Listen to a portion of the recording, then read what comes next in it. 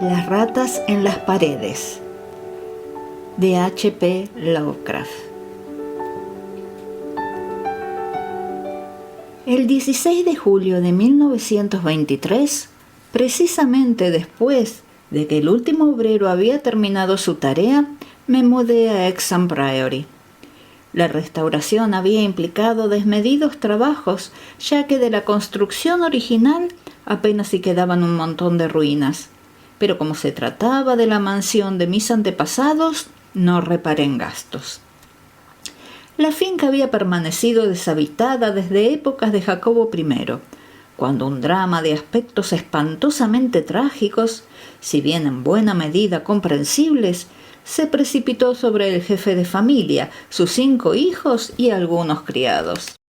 El tercer hijo, antecesor mío por línea paterna, único sobreviviente del desdichado grupo familiar, debió marcharse en medio de un clima de sospecha y terror. Como el único heredero estaba acusado de asesinato, la finca fue a manos de la corona. El legítimo dueño no hizo el menor esfuerzo por defenderse o recuperar la propiedad. Enloquecido por un horror más sustancial que el que podía emanar de su propia conciencia o de la ley, obsesionado por expulsar de su memoria y de su vista aquella mansión, Walter de la Poer, 11º barón de Hexham, se fue a Virginia para establecerse y fundar la familia que un siglo después era conocida con el nombre de Delaporte. Hexham Priory quedó abandonado y con el tiempo engrosó el inventario de propiedades de la familia Norris. La original arquitectura de la mansión la hizo objeto de continuados estudios. Constaba de torres góticas que se levantaban sobre una infraestructura sajona o románica, con cimientos que por su parte congregaban una mezcla de estilos, romano, druida o el cínrico originario, si es posible atenerse a las leyendas. Estos cimientos eran muy peculiares, ya que por uno de los lados se unían a la sólida piedra de la ladera montañosa, desde cuya cima el priorato vigilaba un valle solitario que se extendía por 3 millas al oeste del pueblo de Anchester. Los arquitectos y artistas se entretenían embelesados en el estudio de aquella extraña pieza de épocas remotas, pero los lugareños la odiaban con oscura inquina. Era un odio que se arrastraba desde hacía siglos, cuando aún moraban allí mis antepasados, y que perduraban hasta ahora, cuando el abandono la había llevado a casi desaparecer tragada por el musgo y la vegetación. Antes que pasara un día desde mi llegada, la gente de Anchester ya me había hecho saber que yo era el descendiente de una familia maldita. No obstante, ya esta semana los obreros han hecho desaparecer lo que quedaba de Hexham Priory y ahora se afanaban por borrar las huellas de sus cimientos. Siempre he estado al tanto de la historia real de mi estirpe familiar. Sé muy bien que el primero de mis antepasados norteamericanos se refugió en las colonias perseguido por una atmósfera de extrañas sospechas. Los detalles, en cambio, se me escapan, puesto que han sido sepultados por la reticencia que sobre ellos mantuvo durante generaciones la familia Delaporte. Contrariamente a lo que sucede a los colonos de las cercanías, es raro que nos vanagloriemos de antepasados que participaron en las cruzadas o de incluir en nuestra estirpe héroes medievales o renacentistas. No se nos transmitieron otras tradiciones que aquellas que contenían el sobre lacrado que todo propietario latifundista legaba al primogénito antes que estallara la guerra civil, con la orden de una apertura estrictamente póstuma. Solo nos enorgullecíamos en la familia con las glorias alcanzadas luego de la emigración, esplendores de un linaje virginiano orgulloso y honorable, aunque algo reservado y poco sociable. Toda nuestra fortuna se perdió durante la guerra y la existencia familiar se vio profundamente conmovida por el incendio de Carfax, morada de la familia al borde del río James. Mi anciano abuelo murió entre las llamas y con él se consumió el sobre lacrado que nos ataba al pasado. Aún hoy recuerdo el incendio. Mis ojos de 7 años contemplaban alterados a los soldados federales vociferar, a las mujeres contorsionarse desvalidas y a los negros rezando y dando alaridos. Mi padre era soldado del ejército y combatía en la defensa de Richmond. Luego de infinitas gestiones, mi madre y yo conseguimos transponer las líneas enemigas y juntarnos con él. Al finalizar la guerra, nos dirigimos al norte, de donde era oriunda mi madre, y allí me hice grande. Y a la larga, como corresponde a cualquier yanqui perseverante, me hice rico. Ni mi padre ni yo nos enteramos jamás del contenido del sobre testamentario. Por mi parte, atrapado por el rutinario devenir de las actividades mercantiles de Massachusetts, perdí todo interés en los misterios que seguramente ocultaba mi árbol genealógico. Con cuánto alivio habría entregado Hexham Priory a los murciélagos, a las telarañas, al musgo y a la vegetación, si hubiese tenido, aunque fuese, una remota idea de lo que se escondía tras sus muros. Mi padre falleció en 1904 y no dejó mensaje alguno para mí ni para mi hijo único, Alfred, un chico de 10 años y huérfano de madre. Fue precisamente Alfred quien produjo una moderada revolución en la transmisión de la historia familiar. Pese a que yo solo había conjeturado esporádica y burlonamente con él sobre el tema, cuando fue enviado a Inglaterra en 1917 como oficial de aviación, me escribía constantemente contándome algunas leyendas ancestrales muy interesantes. Según lo que me refería, circulaba sobre los Delaporte una exótica y bastante siniestra historia. Un compañero de mi hijo, el capitán Edward Norris del Cuerpo Aéreo Real, vivía cerca de la mansión familiar en Anchester y conocía unas supersticiones campesinas que harían las delicias de cualquier novelista truculento. Norris naturalmente no las creía, pero a mi hijo le divertían, razón por la cual fueron el tema de muchas de las cartas que me escribió. Finalmente, estas leyendas hicieron que concentrara mi atención en nuestro solar de ultramar y me impulsaron a comprar y reparar mi herencia, que Norris mostró a Alfred y, más aún, pudo ofrecérnosla por un precio muy razonable, puesto que un tío suyo era el actual propietario.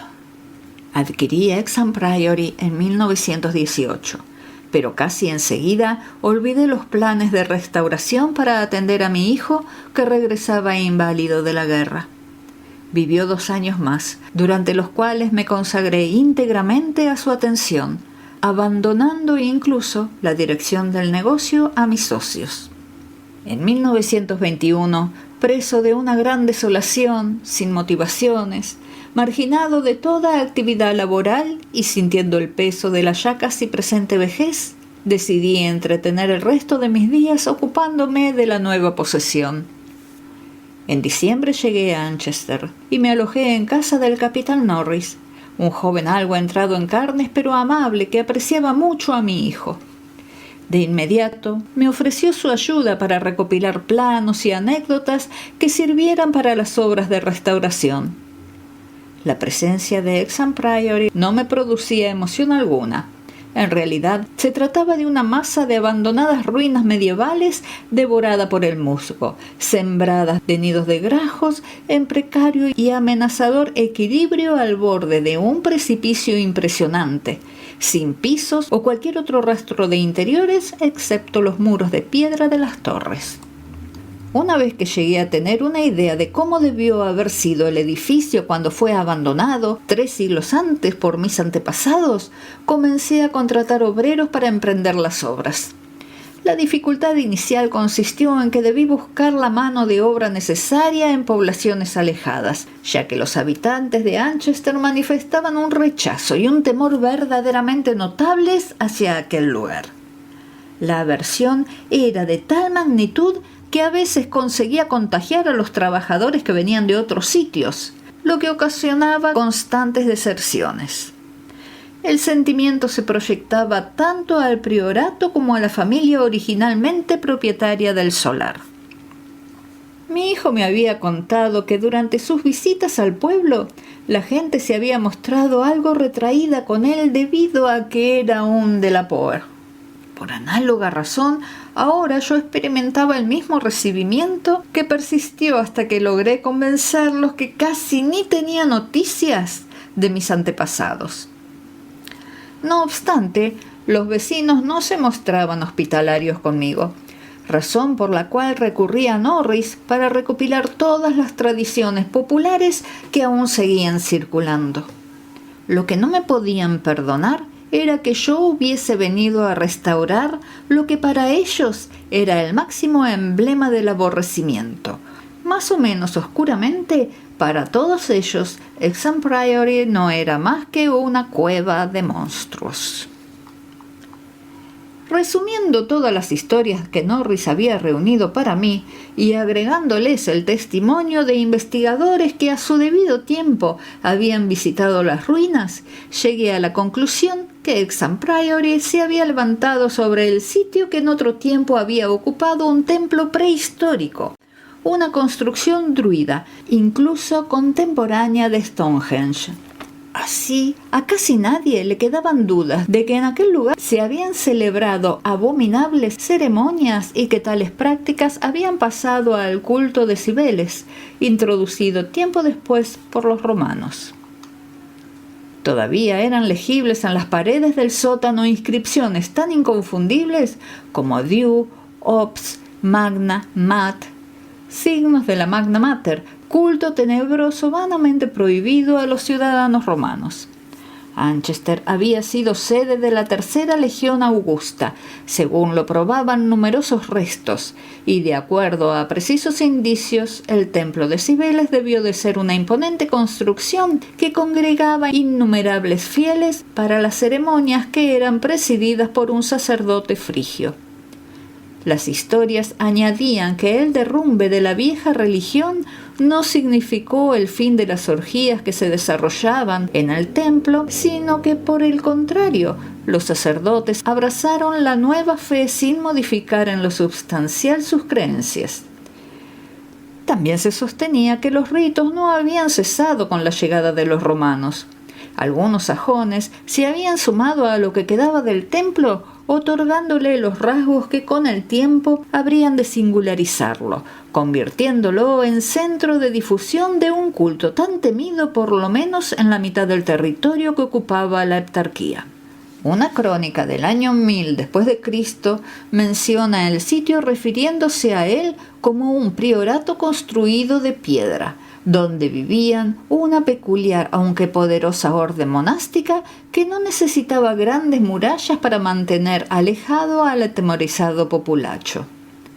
Los daneses nunca llegaron a destruirlo, aunque seguramente su suerte debió desvanecerse luego de la conquista normanda, ya que no hubo impedimento alguno para que en 1261 Enrique III entregara la propiedad a mi antepasado, Gilbert de la Poer, primer barón de Hexham.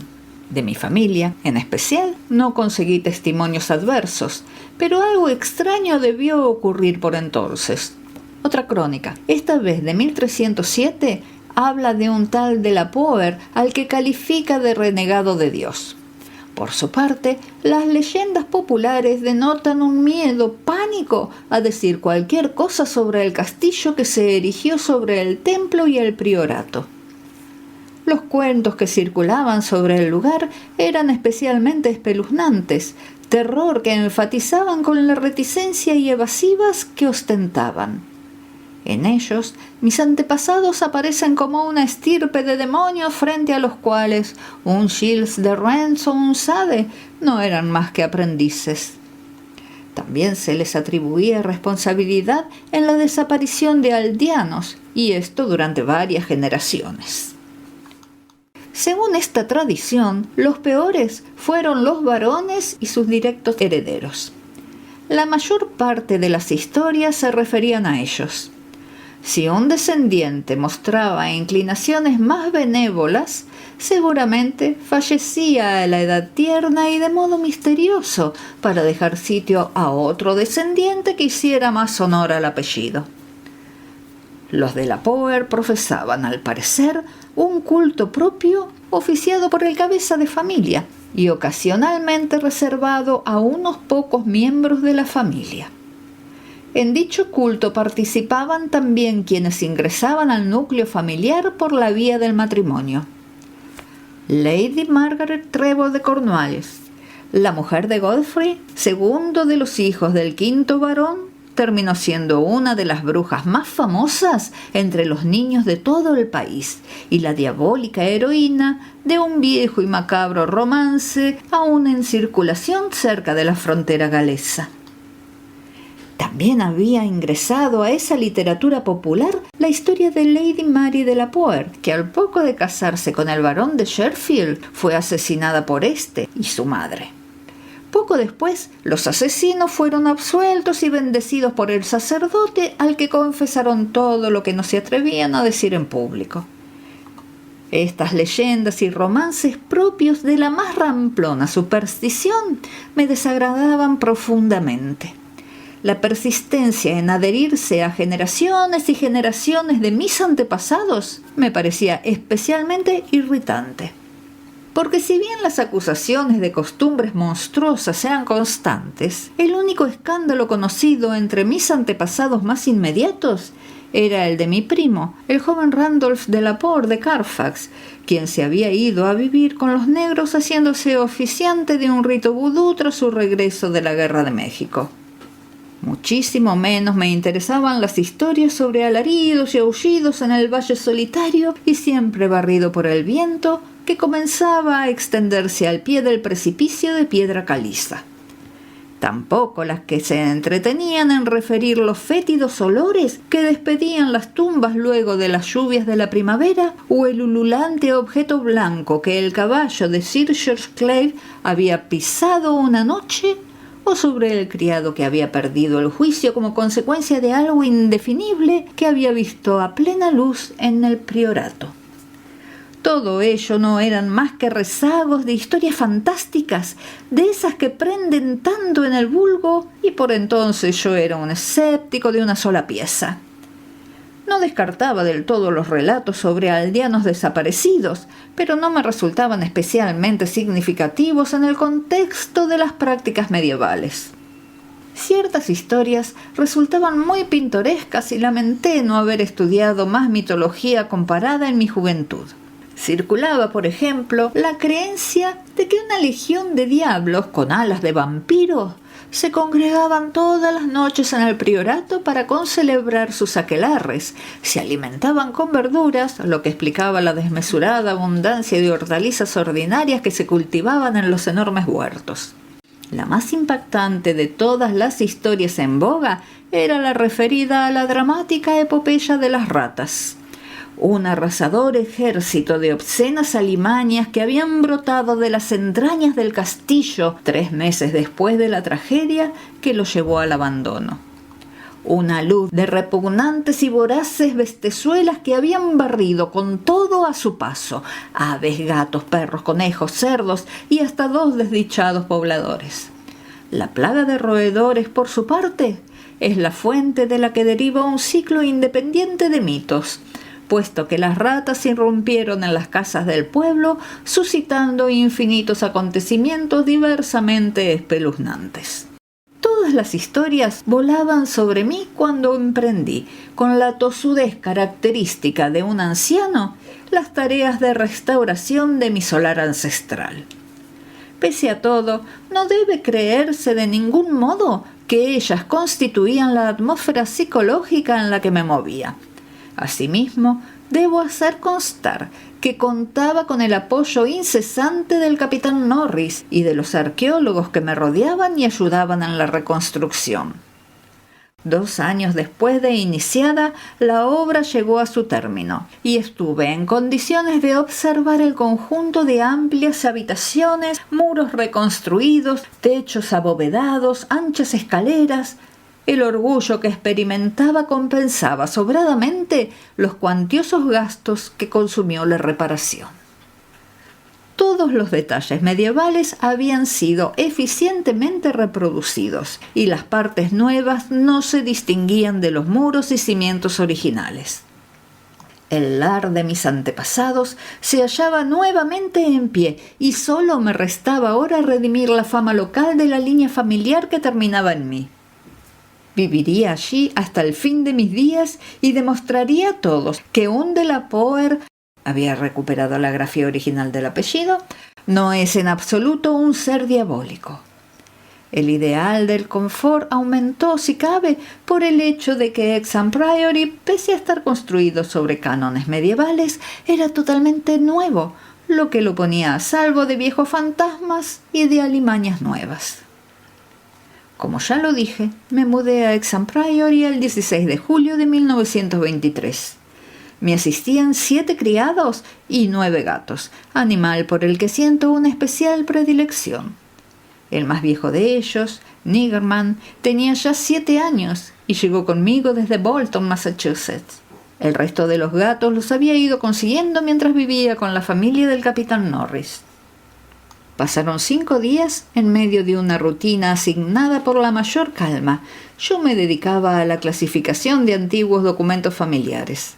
Contaba ya con unas cuantas descripciones detalladas de la tragedia final y la huida de Walter de la Poer, asuntos que suponía eran los temas centrales del legajo hereditario que se había perdido en el incendio de Carfax. Por lo que surgía de aquellas descripciones, a mis antepasados se les había acusado con pruebas irrefutables de haber dado muerte a todos los moradores de la casa, excepto 4 criados que habían actuado como cómplices, mientras dormían. La masacre había ocurrido 2 semanas antes de un descubrimiento que lo llevaría a cambiar totalmente. Aunque este descubrimiento solo debió haberlo confiado a sus cómplices, quienes luego del episodio se habían esfumado para escapar a la justicia. En total, murieron degollados un padre, 3 hermanos y 2 hermanas.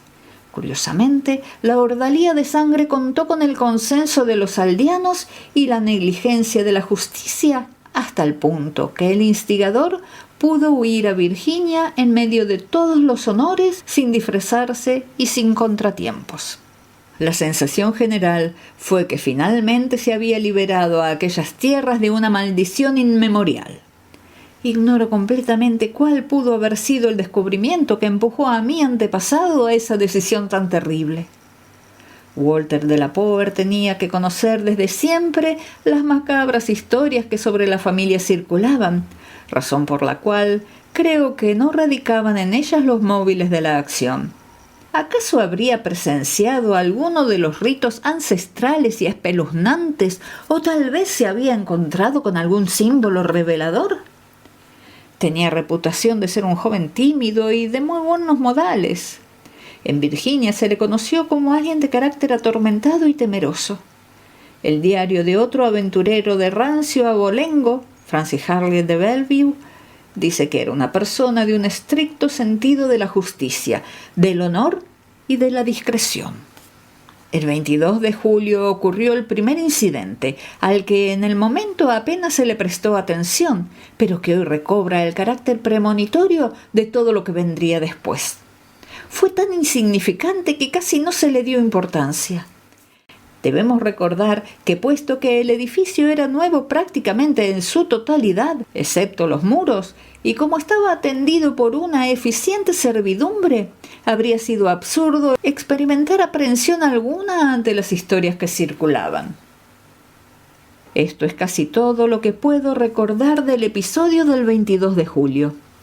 El viejo gato negro, a quien también conozco, estaba perceptiblemente nervioso y al acecho, estado que no condecía con su humor habitual. Se paseaba por las habitaciones y olfateaba constantemente los muros. Advierto perfectamente lo trivial que puede parecer este dato. Me recuerda al perro de la historia de fantasma que con sus gruñidos anuncia al amo algo, hasta que finalmente se descubre la figura envuelta en sábanas. Pero en este caso tiene su importancia. Al día siguiente, uno de los criados se acercó para anunciarme el estado de inquietud que reinaba en los gatos de la casa. Yo estaba en el estudio, una habitación del 2º piso, de techos altos y orientada al oeste. Tenía una triple ventana gótica que daba al precipicio y desde donde se contemplaba el desolado valle. Mientras escuchaba al criado, advertí cómo Niggerman se movía a un lado y otro del muro y arañaba el nuevo revoque que cubría la antigua piedra. Conjeturé con el criado que debía tratarse de algún olor o emanación de la antigua mampostería, no perceptible para el olfato humano. En verdad, eso es lo que creía. El criado aventuró la hipótesis de la presencia de ratas, pero yo la rebatí, puesto que en aquel sitio no se las había visto al menos durante 300 años, y en lo referente a los ratones de campo, difícilmente habrían podido trepar hasta tan altos muros, y además tampoco nunca se los había visto merodear por allí. El capitán Norris, a quien consulté aquella misma tarde, coincidió conmigo en que era francamente increíble que de pronto los ratones de campo invadieran masivamente el priorato. Así tranquilizado, aquella noche liberé al criado de sus tareas de asistencia a mi persona y me retiré al dormitorio de la torre que daba al oeste. Se llegaba a ella desde el estudio por una escalinata de piedra y luego de atravesar una pequeña galería. La escalera, parte vieja y parte nueva, y la galería completamente restaurada. La habitación era circular, de techo alto, sin revestimiento. En las paredes colgaban algunos tapices que había comprado en Londres. Me aseguré que Niggerman estuviese conmigo. Cerré la puerta y me acosté a la luz de unas lamparillas eléctricas que se parecían mucho a bujías. Poco después apagué la luz y me hundí en la mullida cama, sintiendo el peso del gato a mis pies. No cerré las cortinas, así pude mantener la mirada perdida en la angosta ventana que daba al norte. Un preanuncio del amanecer se dibujaba en el cielo. Poco después debí quedarme apaciblemente dormido, pues recuerdo perfectamente salir de profundos y gratos sueños cuando el gato dio un súbito respingo. Pude verlo recortado contra la evanescente luz de la aurora que se dibujaba en la ventana. Mantenía la cabeza tensa, las patas hundidas en mis tobillos. Tenía los ojos clavados en un punto de la pared ubicado al oeste de la ventana, sitio en el que mi vista no encontraba nada digno de referir, pero donde se habían concentrado mis 5 sentidos. Tras unos momentos descubrí el motivo de la excitación de Niggerman. No sabría decir si los tapices se movieron o no, aunque en ese momento me pareció que sí. En cambio, no tengo dudas que tras los tapices se oyó un ruido, tenue pero nítido, como de ratas o ratones escabulléndose precipitadamente. En ese preciso instante, el gato se arrojó literalmente sobre el tapiz de colores llamativos, haciéndolo caer y dejando al descubierto un antiguo y húmedo muro de piedra reparado en varios sectores por los restauradores. De roedores, ningún rastro. Niggerman olisqueó escrupulosamente el muro. Desgarró el tapiz caído e incluso intentó introducir sus garras entre la pared y el zócalo. No encontró nada, por lo que luego de un rato volvió muy fatigado a su posición inicial, a mis pies. Yo no me había movido de la cama, pero no pude volver a dormir en el resto de la noche. Al día siguiente pregunté a la servidumbre si había notado algo anormal durante la noche. Nadie había advertido nada, excepto la cocinera, quien recordaba el extraño comportamiento de un gato que estaba tendido en el alféizar de la ventana. A cierta hora el gato se había puesto a maullar, despertando a la cocinera justo para verlo lanzarse desesperado escaleras abajo. Tras una ligera modorra a continuación del almuerzo, fui a visitar al capitán Norris, quien se interesó especialmente en mi relato de lo ocurrido la noche anterior. Los extraños sucesos, a la vez tan curiosos, apelaban a su sentido de lo pintoresco y, en consecuencia, le traían a la memoria infinidad de historias locales sobre fantasmas.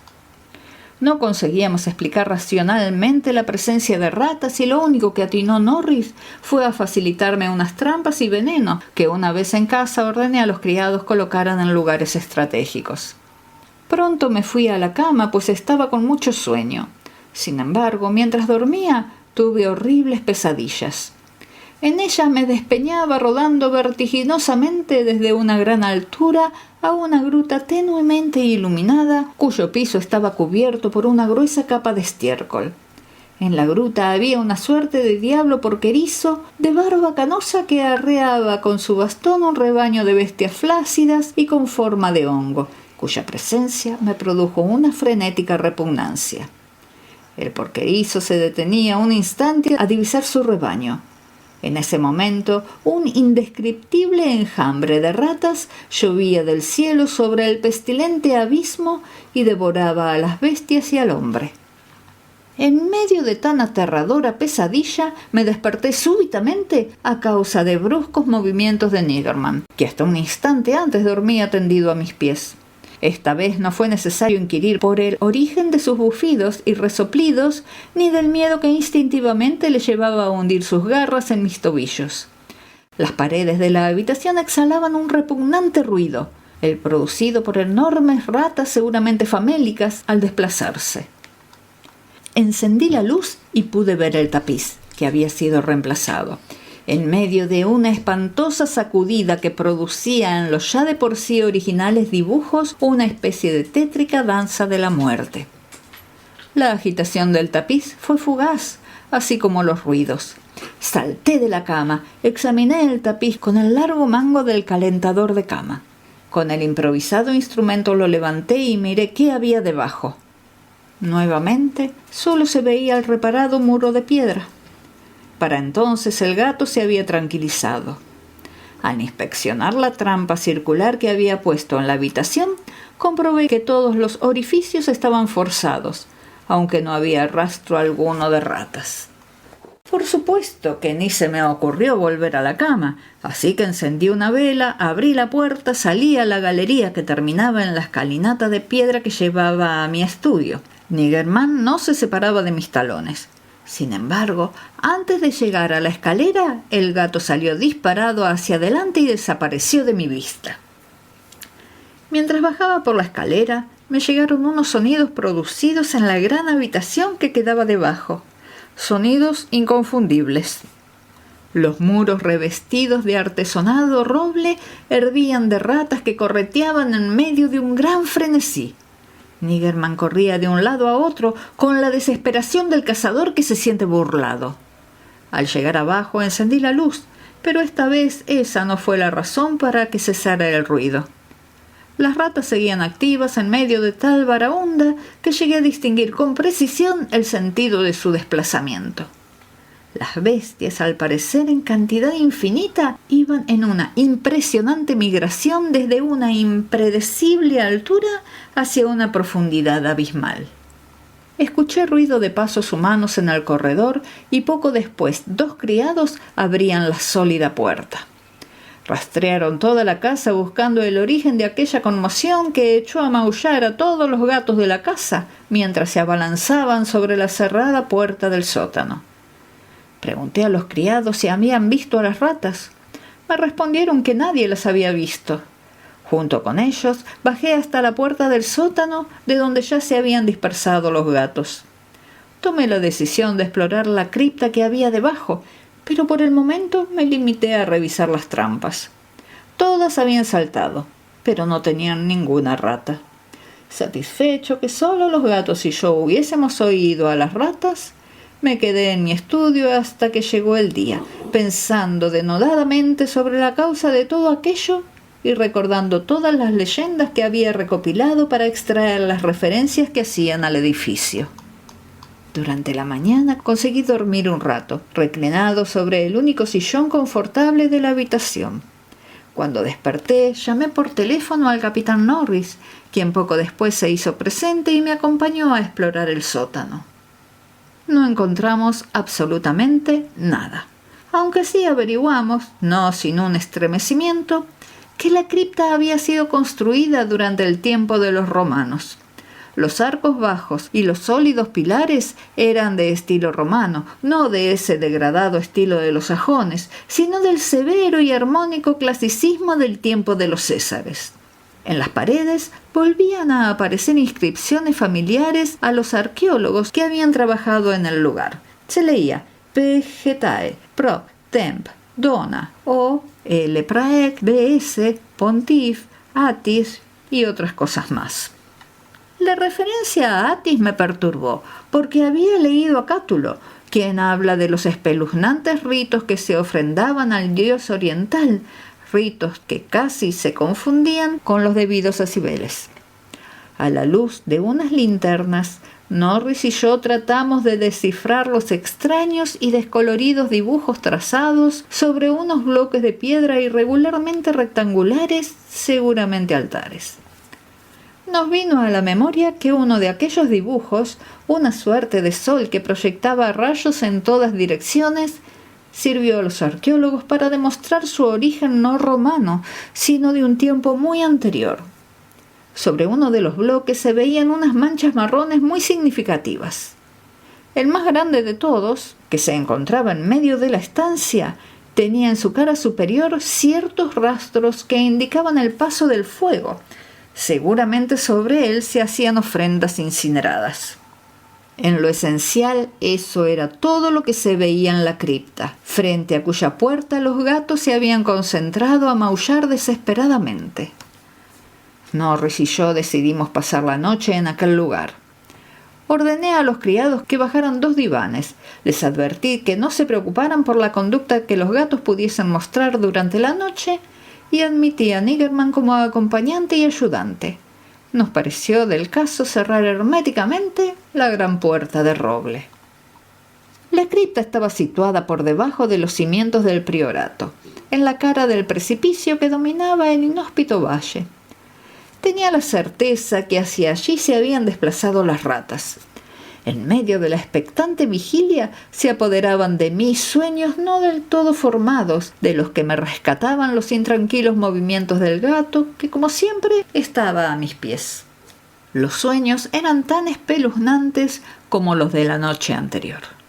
Otra vez aparecía la siniestra gruta, el porquero con sus inmundas bestias osando en el estiércol. Podía ver con más precisión la fisonomía de éstas. Me acercaba a ellas cada vez más hasta que desperté profiriendo un alarido que hizo dar un violento salto a Niggerman, en tanto que el capitán Norris, que no había pegado ojo, se echaba a reír a carcajadas. Más se habría reído de haber conocido el motivo del alarido. Pero ni yo mismo lo recordé de inmediato. El horror absoluto tiene la facultad de disolver la memoria. Poco después comenzó a manifestarse el extraño fenómeno. El capitán Norris me sacudió levemente, instándome a que escuchara el ruido de los gatos. Vaya si se escuchaba. Al otro lado de la puerta cerrada, al pie de la escalinata de piedra, se oía un pandemonium de gatos aullando y arañando la madera. Por su parte, Niggerman corría frenéticamente a lo largo de los muros de piedra, en cuyo interior se sentía la misma baraúnda de ratas de la noche anterior. Me ganó una sensación de terror, pues todo aquello no podía explicarse racionalmente, a menos que fuesen producto de un delirio que yo compartía con los gatos. Aquellas ratas debían escabullirse a una madriguera emplazada en medio de los muros romanos que hasta donde yo sabía estaban hechos de sólidos bloques de roca caliza. Llegué a imaginar que al cabo de 17 siglos el agua tal vez había excavado túneles que luego los animales se encargarían de ensanchar y conectar entre sí. Pese a estos intentos de explicación, el horror me paralizaba porque, suponiendo que fuesen alimañas de carne y hueso, ¿por qué Norris no oía el repugnante alboroto? ¿Por qué solo me pidió que observara a Niggerman y que escuchara los maullidos de los gatos de afuera? Cuando estuve en condiciones de confiarle lo más racionalmente posible lo que creía estar oyendo, hasta mis oídos llegó el último acorde del escalofriante barullo. Ahora el ruido parecía apagarse. Se oía aún más abajo, mucho más abajo del sótano, hasta el extremo que todo el precipicio parecía acribillado por ajetreadas ratas. Norris no estaba tan escéptico como yo había supuesto. Parecía profundamente agitado. Mediante señas me comunicó que había cesado el alboroto de los gatos, otra vez cazadores defraudados. Mientras tanto, Niggerman era invadido nuevamente por el desasosiego y se ponía a escarbar tenazmente en la base del gran altar de piedra. En ese momento mi terror llegaba al paroxismo. El capitán Norris, hombre mucho más joven y fornido, y presumiblemente bastante más pragmático que yo, también se veía inquieto, tal vez porque conocía muy bien las leyendas locales. Ambos nos limitábamos a observar cómo Niggerman hundía sus garras, cada vez con menos entusiasmo, en la base del altar. De tanto en tanto alzaba la cabeza, me miraba y maullaba. Norris acercó una linterna al altar para examinar de cerca el sitio donde el gato excavaba. Se arrodilló y sacó unos líquenes que seguramente estaban allí desde hacía siglos. Pero pese a mucho escarbar, no encontró nada singular, y cuando volvía a levantarse, advertí algo trivial que, sin embargo, hizo que me estremeciera. Comuniqué el descubrimiento a Norris y ambos nos pusimos a investigar el hallazgo casi imperceptible con el entusiasmo propio de quien se encuentra con una pista que confirma lo acertado de sus sospechas. Se trataba de lo siguiente.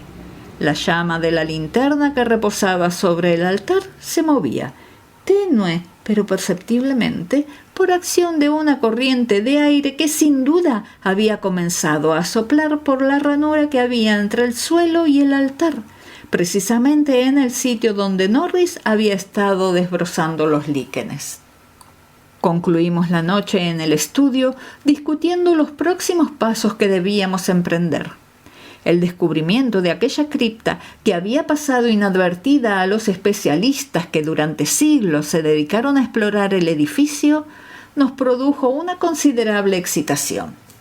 Por cierto que éramos profanos en todo lo que se relacionaba con lo siniestro, circunstancia que nos colocaba ante un dilema: abandonar cualquier acción ulterior y el propio priorato en nombre de una precaución supersticiosa, o alimentar nuestro sentido de la aventura y el riesgo, fuesen cuales fueran los horrores que nos depararan aquellos insondables abismos. De mañana llegamos a un acuerdo. Buscaríamos en Londres científicos y arqueólogos capacitados para desentrañar aquel misterio. Debe decirse también que antes de dejar el sótano hicimos vanos e ingentes esfuerzos por mover la gran piedra del altar central, portada de acceso, como ahora lo reconocíamos, a abismos de indescriptible terror. A hombres más sabios y más capacitados que nosotros les correspondería develarlos. Permanecimos un largo tiempo en Londres, durante el que dimos a conocer nuestras experiencias, conjeturas y las legendarias anécdotas a 5 calificadas autoridades científicas, personas que además sabrían tratar con la debida discreción cualquier aspecto delicado del pasado familiar que pudieran revelar las investigaciones.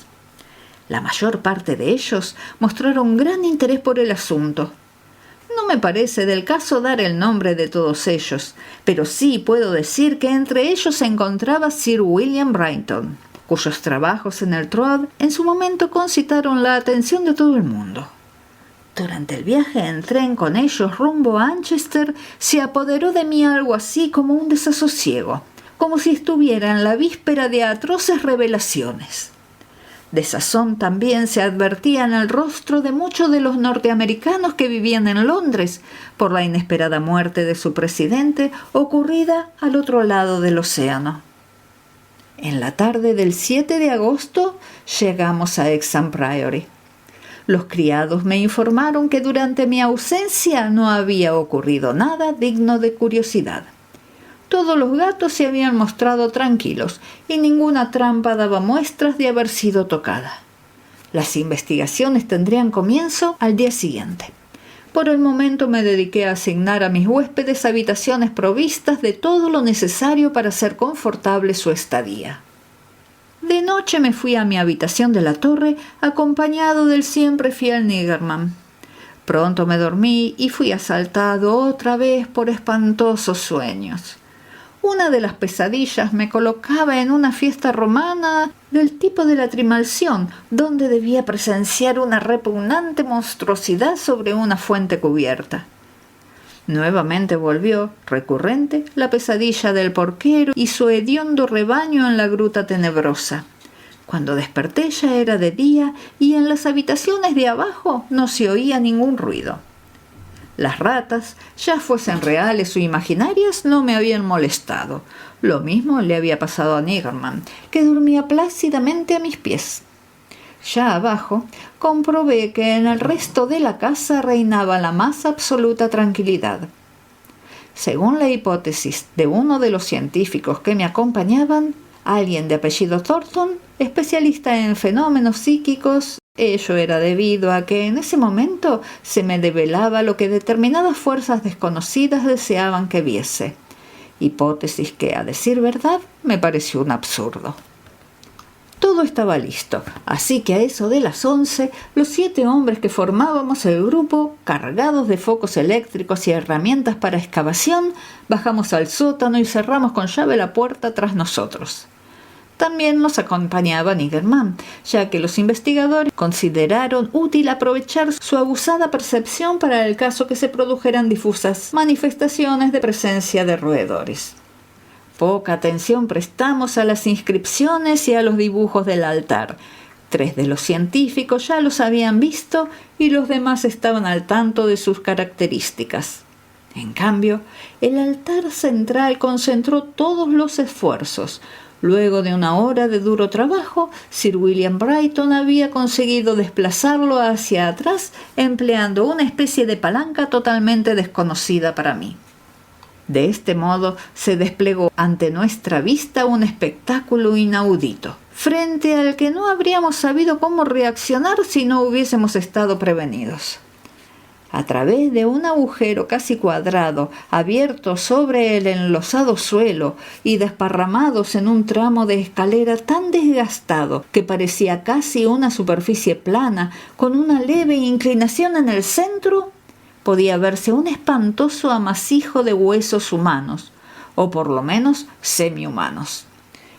Los esqueletos que conservaban la última posición vital revelaban gestos de pánico y todos habían sido mondados por los roedores. Ningún rasgo de aquellos cráneos permitía suponer que pertenecieran a seres con alto grado de idiocia o cretinismo, y mucho menos a antropoides prehistóricos.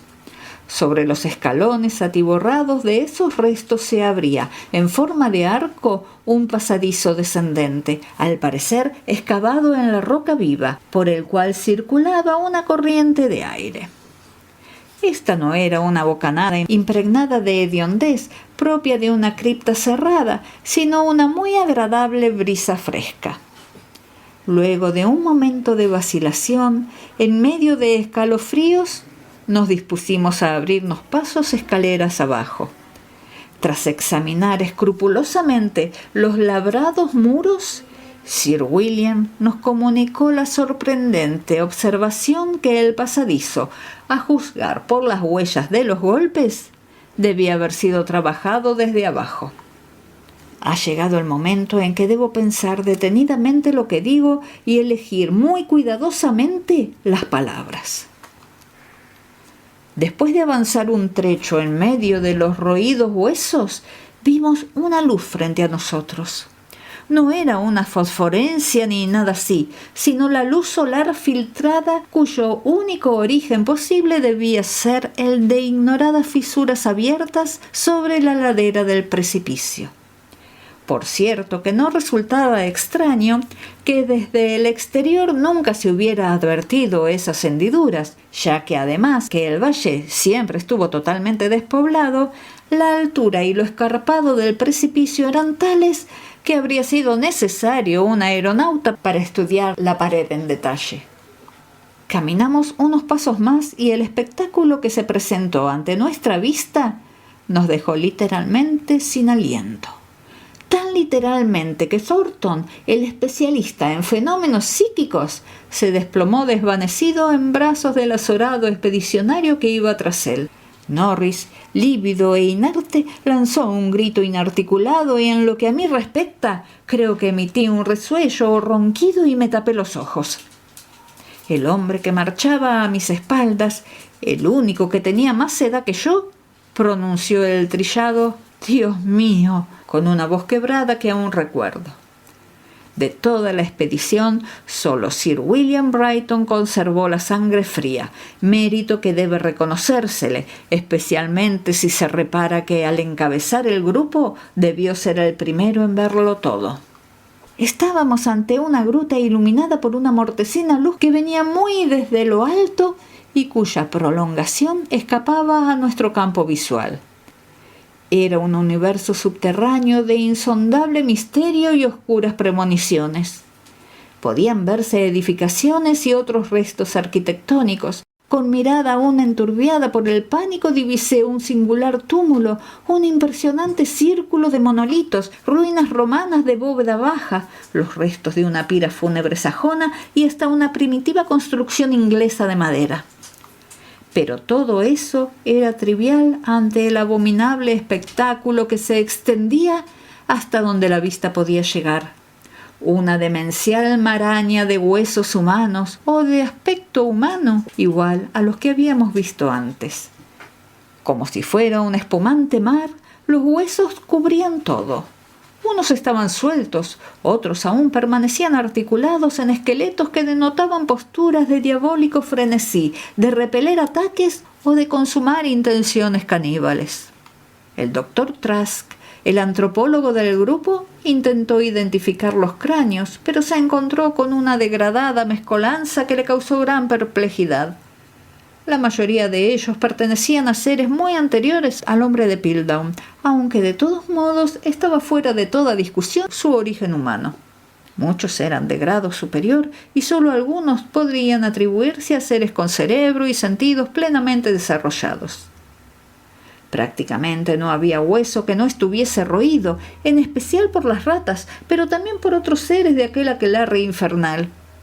Entre ellos también se veían huesecillos de ratas. No creo que ninguno de nosotros conservase intacta su lucidez durante aquel día abrumado por horribles descubrimientos. Hoffman ni Huysman jamás habrían podido imaginar escenas más increíbles, más pesadillescamente revulsivas, más atrozmente góticas que las que ofrecía aquella tenebrosa gruta por la que avanzábamos como sonámbulos. Las revelaciones se sucedían una tras otra y creo que todos tratábamos de bloquear los pensamientos que nos llevaran a explicar lo que podría haber sucedido en aquel lugar 300.000, 2.000 o hasta 10.000 años antes. Estábamos en la antesala del infierno. El desdichado Thornton volvió a desvanecerse cuando Trask le comunicó que algunos de aquellos esqueletos debían descender directamente de cuadrúpedos. La interpretación de las ruinas arquitectónicas también nos condujo a una sucesión de horrores. Los seres cuadrúpedos debían haber vivido en cuevas de piedra de donde debieron escapar por hambre o miedo a los roedores. Las ratas se contaban por legiones y evidentemente se habían cebado con las verduras ordinarias, cuyos residuos aún podían encontrarse en el fondo de grandes recipientes de piedra. Entendí ahora por qué mis antepasados cultivaban aquellos huertos inmensos. Ojalá pudiese olvidarlo todo. No fue preciso inquirir sobre el propósito de aquellas diabólicas huestes de roedores.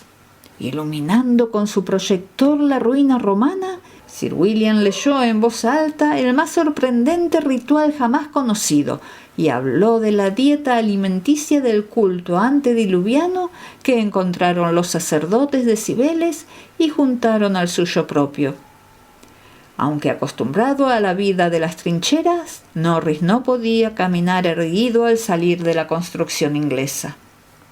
Por mi parte, me animé a entrar en lo que resultó ser la construcción sajona, cuya puerta de roble se encontraba en el suelo. Encontré una hilera de celdas de piedra con barrotes carcomidos por el óxido. 3 estaban ocupadas por esqueletos pertenecientes a seres superiores y en el dedo índice de uno de ellos pude ver un sello con nuestro escudo de armas. Sir William halló una cripta con celdas aún más antiguas debajo de la capilla romana. Esta vez todas estaban desocupadas. Más abajo había otra cripta de techo bajo, cribada de nichos con huesos prolijamente alineados, en algunos de los cuales se leían terribles inscripciones geométricas en latín griego y lengua frigia. A su vez, el doctor Trask había abierto uno de los túmulos. En su interior había cráneos de poca capacidad, apenas más desarrollados que los de los gorilas, pero inscriptos con signos ideográficos indescifrables. Era notable la imperturbabilidad de mi gato ante aquellos espectáculos. Una vez lo descubrí subido a una pavorosa montaña de huesos y en su relampagueante mirada amarilla presentí secretos cuyo sentido se me escapaba. Luego de hacernos una ligera idea de las terribles revelaciones que escondía aquella parte de la tenebrosa caverna, lugar tan espantosamente presagiado en mi recurrente sueño, volvimos al abismo aparentemente sin fin, donde no se filtraba ni un solo rayo de luz. Ignoraremos para siempre qué invisibles mundos estigios había más allá del muy pequeño trecho que recorrimos, pero coincidimos en que un mayor conocimiento en absoluto redundaría en beneficio alguno para la humanidad. Pero aún en el escaso radio en que nos habíamos movido, había suficientes cosas para atraer nuestra atención. Unos pasos más y la luz de los focos se posó sobre infinitos pozos donde las ratas habían tenido un festín y cuyo agotamiento fue movido para que las huestes famélicas se arrojaran en primera instancia sobre los rebaños de seres hambrientos de la gruta y luego escaparan en tropel del priorato para producir aquella devastadora ordalía que los lugareños ya nunca olvidarían. Los pozos eran realmente inmundos, con sus huesos quebrados y abiertos cráneos, cimas de rebosantes huesos de pitecántropos, celtas, romanos e ingleses. Algunos de ellos estaban repletos y sería imposible aventurar alguna noción de profundidad. Otros tenían una profundidad mayor de la que podían entrever los focos y aún así se notaban abarrotados de cosas. Me pregunté qué habría sido de las desventuradas ratas que cayeron en aquellos siniestros cepos en medio de la oscuridad de tan horrible tártaro. De pronto mi pie resbaló hacia un horrendo foso, circunstancia que me inmovilizó de terror. Debí quedar paralizado un buen rato, porque excepto al capitán Norris no conseguía ver a nadie del grupo. A continuación se oyó un ruido proveniente de la tenebrosa e infinita distancia que me parecía reconocer.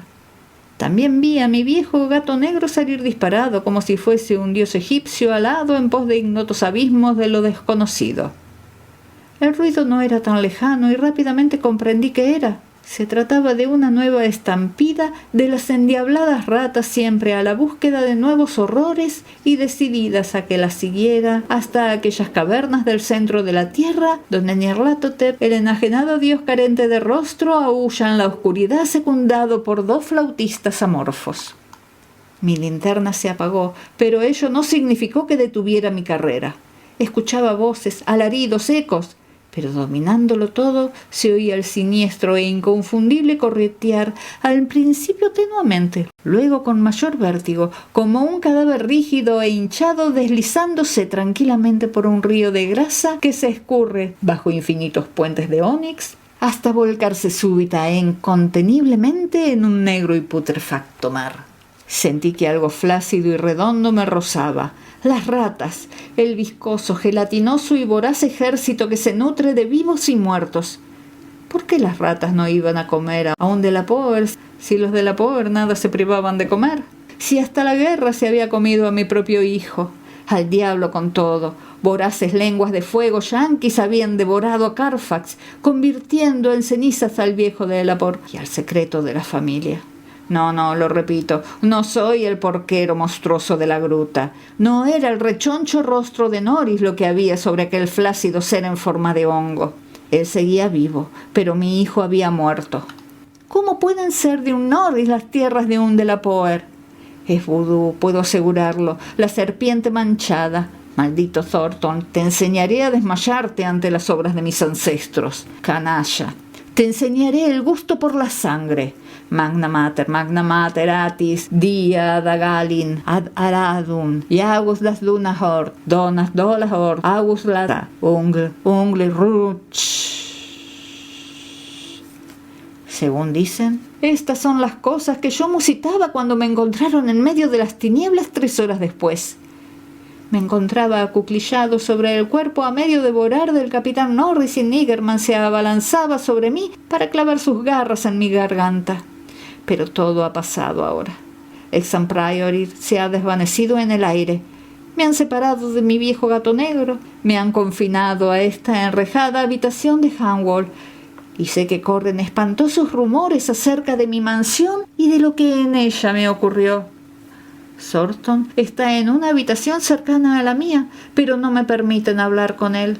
Cada vez que hablo del pobre Norris, me acusan de haber hecho algo horrible. Deberían saber que no fui yo. Deberían saber que fueron las ratas, las sigilosas y famélicas ratas, las que con su incesante ajetreo no me dejan conciliar el sueño. Las diabólicas ratas que se pasan todo el tiempo correteando detrás de los acolchados muros de mi habitación y que me invitan a que las siga en la búsqueda de nuevos horrores que no pueden siquiera compararse con los hasta ahora conocidos. Las ratas que nadie más que yo puede oír. Las ratas en las paredes.